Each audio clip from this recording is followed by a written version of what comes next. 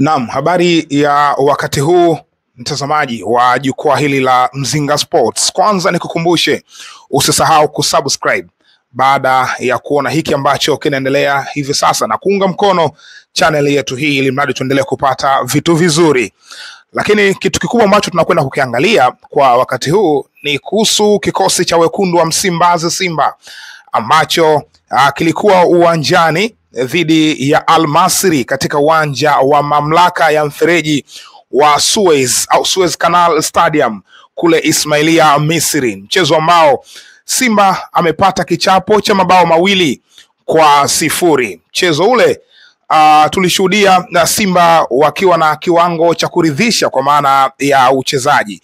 Katika maeneo mengi walionekana kuwa na ubora katika umiliki wa kandanda kwa maana ya ball possession, walikuwa bora ukilinganisha na Al Masry. Ubora kwa maana ya kupiga pasi zilizofika, walikuwa bora kuliko wapinzani wao Al Masry. Ubora katika mashuti yaliyolenga lango au jumla ya mashuti yote ambayo yalikuwa yamepigwa katika lango, wao walikuwa bora zaidi ukilinganisha na wapinzani wao kwa maana ya Al Masry. Na mechi mpaka inamalizika, wana Simba walishangazwa na kuona wameruhusu mabao 2-0 ikiwa tayari wameshacheza kandanda safi, walicontrol vitu vingi vizuri, lakini mambo yakaenda tofauti katika mchezo ule. Kwa maana ya takwimu bora zaidi katika mechi, Jose Mourinho, kocha wa zamani wa Inter Milan na Chelsea na klabu nyingine, aliwahi kuulizwa swali kwamba wapinzani ilikuwa Barcelona dhidi ya Inter Milan, wapinzani walikuwa bora zaidi katika maeneo mengi ya uwanja, walimiliki mpira kwa asilimia kubwa, walipiga mashuti mengi na kila kitu, lakini akajibu kwamba mimi nilikuwa bora katika takwimu bora zaidi ya takwimu zote hizo, kwa maana ya ubao wa mabao ule pale ulikuwa ukisoma Inter Milan mabao 3. Ilikuwa nusu finali ya Champions League mwaka 2010. Baadaye Inter Milan akaenda finali kucheza na Bayern Munich, akapata ushindi wa mabao 2 na kuwa bingwa wa ligi ya mabingwa barani Ulaya. Sasa nimejaribu kukumbushia tu hiyo kumbukumbu, lakini mpira wa miguu atuangalii kwa namna gani kwenye level ya seniority, atuangalii kwa namna gani umepossess sana mpira, umepiga pasi nyingi zilizofika, mashuti mengi yaliyokwenda langoni, atuangalii huko.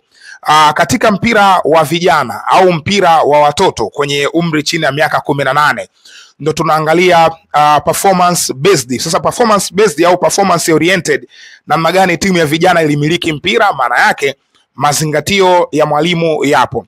Lakini kwenye seniority ni result oriented, tunaangalia matokeo, kwa sababu kumiliki sana mpira kukuvushi hatua moja kwenda hatua nyingine.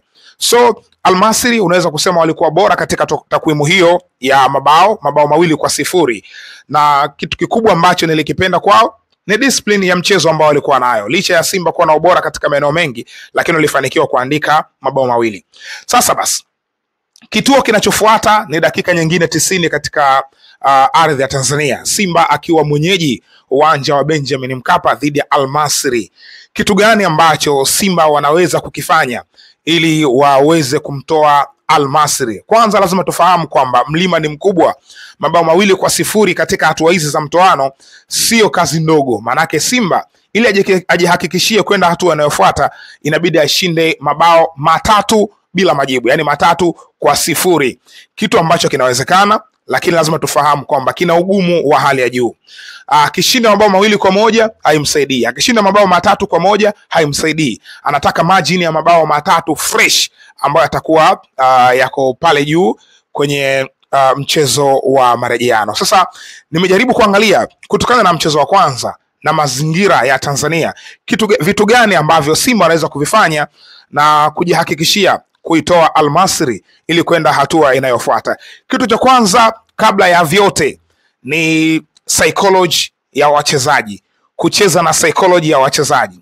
Sasa hapa inawezekana ikawa ni technical staff, benchi la ufundi la Simba, au viongozi wa Simba, namna gani wanawaandaa wachezaji wao kisaikolojia, kuwaaminisha kwamba hii mechi bado haijaisha na kumradhi, wanaweza wakafanya vizuri katika mchezo huu, kwa maana ya kupata hayo mabao 3-0. Sasa kuandaa kisaikolojia, maana yake kukaa na wachezaji kuanzia kwenye uwanja wa mazoezi, wakati ambao wanaingia kwenda kufanya mazoezi, waingie wakiwa na ari ya kujua kwamba inawezekana kufanya vizuri katika huo mchezo.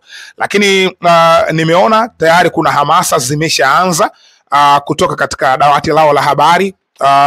Tayari wameshaanza kutengeneza slogan ya hii tunavuka. Sasa kwenye hii tunavuka, hii inabidi pia iwaingie wachezaji wajue kwamba inawezekana timu hii kuvuka kwenda hatua inayofuata. Kwa hiyo wachezaji waandaliwe kisaikolojia, wajue kwamba hii mechi ni muhimu, wasiingie na pressure katika vifua wakaenda kuharibu hii mechi. Iliwahi kuwatokea watani wao Young Africans katika mchezo wa fainali wa kombe la shirikisho Afrika dhidi ya USM Alger, uwanja huu wa Mkapa, walipoteza bao 2-1, lakini ukiangalia ilikuwa ni pressure tu kwa Young Africans katika ule mchezo. Mchezo wa pili kule Algeria walifanikiwa kushinda.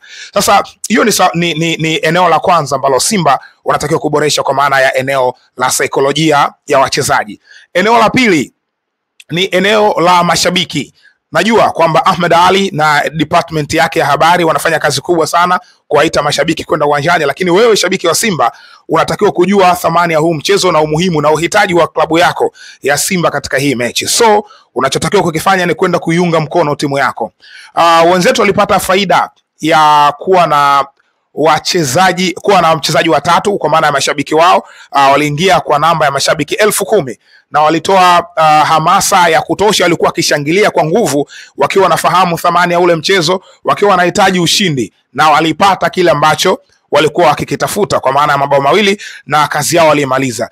Sasa sisi Tanzania tuna changamoto ya mashabiki kuingia uwanjani wakawa tu wanaangalia mechi. Inatakiwa supporters waingie uwanjani na kwenda kuipa nguvu timu yao, kwa maana ya kushangilia katika dakika ya kwanza mpaka dakika ya mwisho ya mchezo, ili timu iweze kupata matokeo. Lakini kitendo tu cha kuingia uwanjani kwa mashabiki inatoa support kwa wachezaji, inatoa nguvu kwa wachezaji kuamini kwamba mashabiki licha kupoteza mchezo wa kwanza, lakini kujaa kwa namba kubwa kama hii wamekuja kutafuta furaha. Hivyo watapambana kweli kweli ili mradi wahakikishe wanafanya vizuri katika huo mchezo.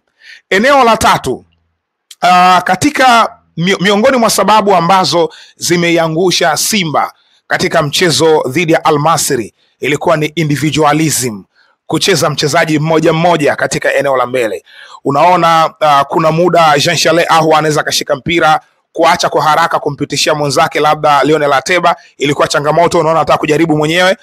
Kuna muda Elie Mpanzu ilikuwa inatokea vitu namna hiyo, alikuwa na vitu vingi zaidi kuliko kuachia kwa haraka ili kuchukua space sehemu nyingine na kunufaika kwa watu wengine, labda Lionel Ateba alkadhalika ilikuwa katika mazingira hayo. Kibu Dennis pia. Kwa hiyo ilikuwa safu yao ya kushambulia kule juu, ile ambayo inatengenezwa na watu 4, ilikuwa ni safu ambayo ilikuwa haichezi kitimu. Walikuwa wanacheza mmoja mmoja kwa asilimia kubwa. Kila mmoja alikuwa anataka kuibuka shujaa wa mechi ile, kwa maana yeye afunge akiwa anajua kwamba ataimbwa, ataandikwa na kadhalika. Kwa hiyo individualism katika mchezo wa Benjamin Mkapa haina nafasi.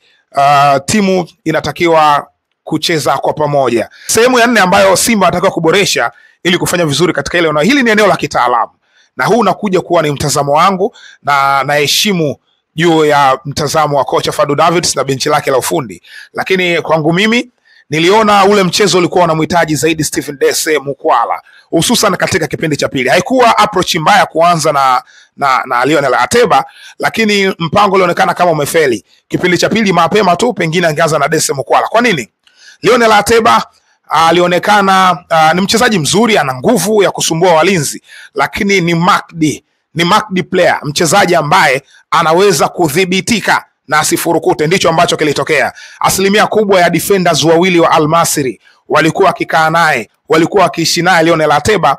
Athari zake hazikutokea sana katika lango la wapinzani. Alikuwa anajitahidi kuchukua mipira, lakini nyuma yake tayari kuna walinzi. Akijaribu kushuti mpira unakuwa hauna power ya kutosha. Sasa alikuwa anahitajika mchezaji ambaye anaweza kuchanganya rangi, kufanya movement nyingi katika eneo la mbele ili asiwe anakabika na mtu mmoja. Huyo ni Stephen Dese Mukwala, mchezaji ambaye anaweza kutokea katikati, kutokea pembeni, katika pande zote mbili, na akatoa faida kwenye kikosi cha Simba katika mchezo ule kwenye kipindi cha pili. Lakini katika mchezo huu dhidi ya Al Masry wa hapa, naamini Mukwala huenda ikawa ni priority katika mchezo, na ikumbukwe ana performance nzuri katika michezo hivi karibuni, hususan ya ligi. Amekuwa na performance nzuri, ameshinda dhidi ya Coastal Union mabao 3, dhidi ya Dodoma Jiji pia akaja kufunga. Manake ana momentum, winning mentality au scoring mentality ipo ya kutosha kwenye kichwa chake. Kwa hiyo huyu alikuwa mchezaji muhimu sana kwa upande wa Simba, na naamini ni silaha nzuri sana kwa Simba katika mchezo wa pili ambao utachezwa uwanja wa Benjamin Mkapa. Eneo la mwisho ni discipline, nidhamu ya kiuchezaji, kitu ambacho Al Masry walikifanya katika mchezo wa kwanza. Al Masry wakija hapa tutambue kwamba watataka kupoteza muda kwa asilimia kubwa, wakijua kupata margin ya mabao 3 kwa wapinzani haitakuwa kazi nyepesi. Kwa hiyo Simba wanatakiwa kuwa na discipline ya kuifungua safu ya ulinzi Al Masry, ambayo tangu ikiwa nyumbani kwake ilishaanza kuonesha kwamba ina uwezo wa kucheza chini na kujihami, kwa sababu walikuwa wanacheza namba kubwa katika eneo lao la robo tatu yao ya ulinzi. Kwa hiyo hata hapa haitakuwa kazi rahisi, watacheza kwa kujihami sana wakitaka kushambulia kwenye counter attack. Labda Ben Yusuf na Salah Mohsin ndo wabakie mbele kucheza mipira ya counter attack, na ndo asilimia kubwa timu za Northern Africa huaga zinacheza mpira wa namna hiyo. Kwa hiyo Simba wanatakiwa kucheza kwa discipline ya kujua namna gani wanaweza kuwafungua hii safu ya ulinzi Al Masry, na winga na wawili wazuri, Kibu Denis, Elie Mpanzu, ambao wanaweza kucheza pembeni na kuinyumbua safu ya ulinzi. Lakini pia wana mafullback ambao wanaweza kuoverlap juu wakanyumbua safu ya ulinzi. Lakini mbinu nyingine atakuwa nazo Fadlu Davids ya kujua namna gani anaweza kunyumbua safu ya ulinzi. Lakini discipline nyingine katika eneo lao la ulinzi, wakati wanaipa pressure Al Masry ya kuishambulia kwa nguvu, wajue kabisa kwamba Al Masry wakipata mpira watataka kushambulia kwenye counter. Kwa hiyo wanatakiwa kucheza kwa nidhamu, discipline kubwa, wasiruhusu mabao ya counter, kwa sababu Al Masry akipata bao mlima unazidi kuwa mkubwa, margin ya mabao inazidi kuwa kubwa. So Simba wakizingatia haya, naamini wanaweza kupata hayo mabao 3 bila majibu na kwenda katika hatua ya nusu finali ya kombe la shirikisho Afrika. Lakini mlima ni mkubwa, ila inawezekana. Naamini hii Simba wanavuka. Mimi ni Gharib Mzinga na hii ni Mzinga Sports.